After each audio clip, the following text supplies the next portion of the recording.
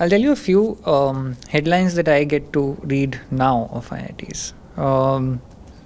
The recent one that I read, which was obnoxious in my opinion, was how people demanded that they should have separate eating places. Now there is a vegetarian corner, and some of the students who went there and ate their non-veg food there, and that made into national headline. And I was reading the Hindu and I read that. Some other headlines that I read was some student who committed suicide in IIT because of the caste slurs thrown at them. Right? The IITs that I know of growing up, it used to feature, or it has featured, or the alums of IITs like you have done wonders, right? And those were the people who were talked about, those were the inventions that were talked about, and that's exactly why IITs came into being.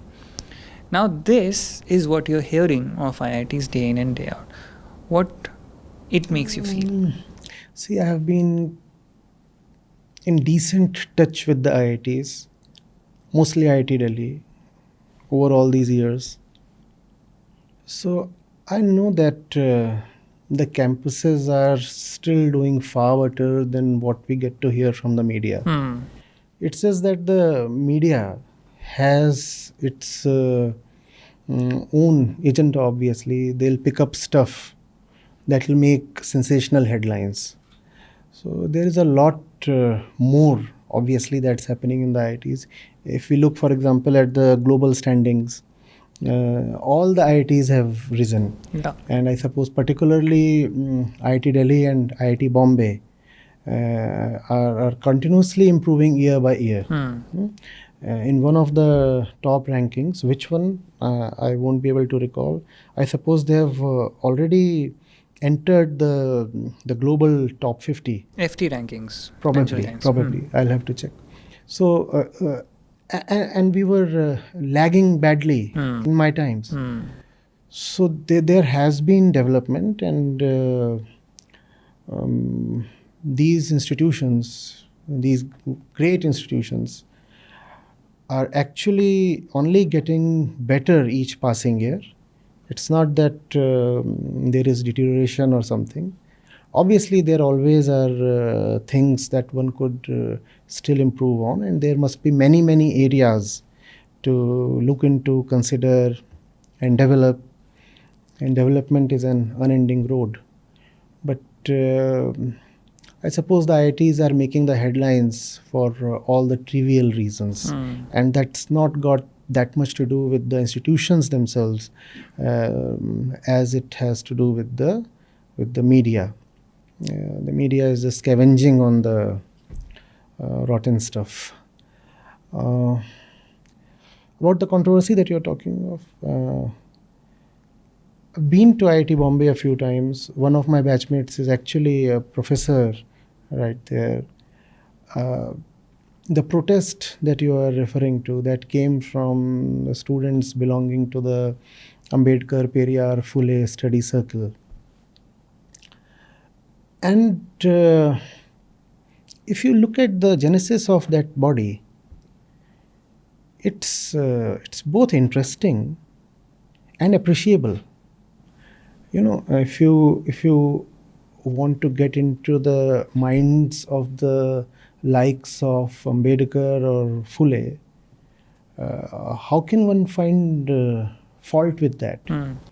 It's just that the kids are quite young, and they equate vegetarianism with Brahminism, right?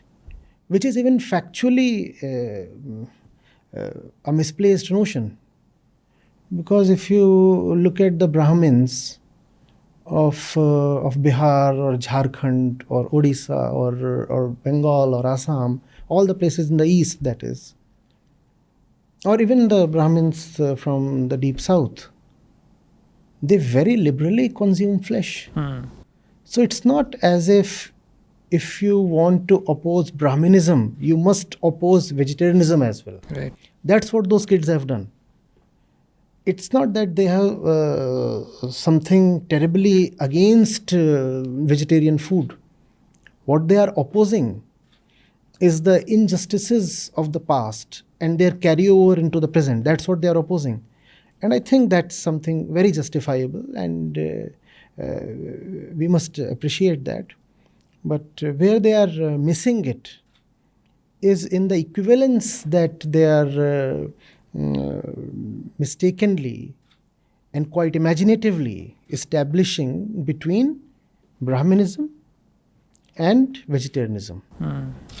One has to be vegetarian, rather a vegan, not out of ideology, but out of compassion.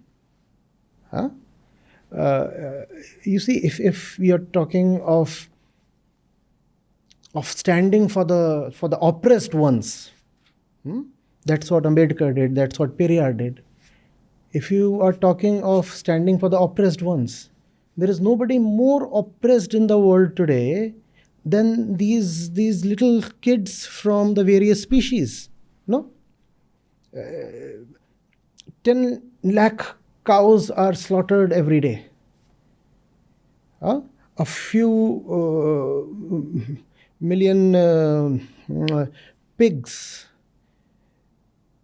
and then hundreds of millions of chicken,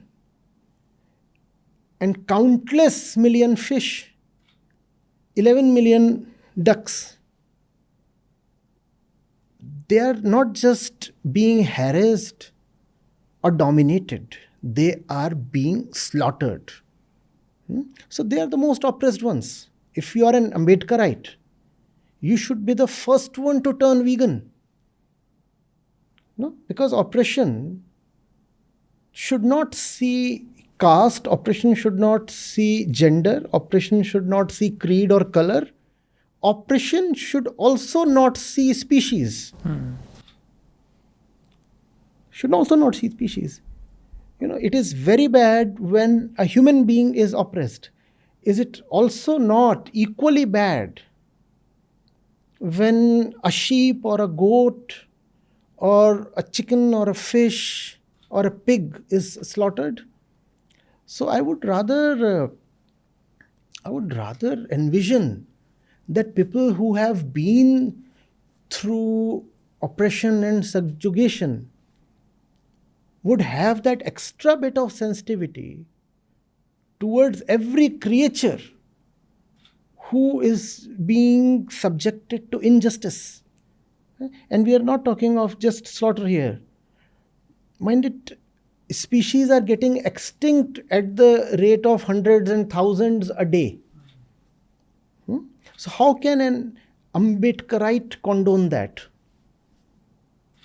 Right? I've tremendous respect for these three people and several others from several walks of life. Not only Indians, but fighters from across the world who stood against injustice.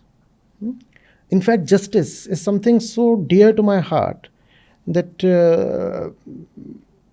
I sometimes get a bit scared. I don't want to be in a position where I see a blatant act of injustice happening right in front of my eyes.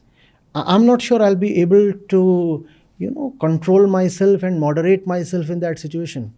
So I just don't want to be in that situation where I see it happening. I'm afraid I'll just run amok. So justice is wonderful. Justice is beautiful. Justice is truth. But why should that justice not be offered to all our little brothers and sisters of the various species on the globe? So I would request members of that study circle to kindly reconsider their stand and not posit a false equivalence. In the name of opposing Brahminism, how can we slaughter animals? There is no rhyme or reason to it. Right.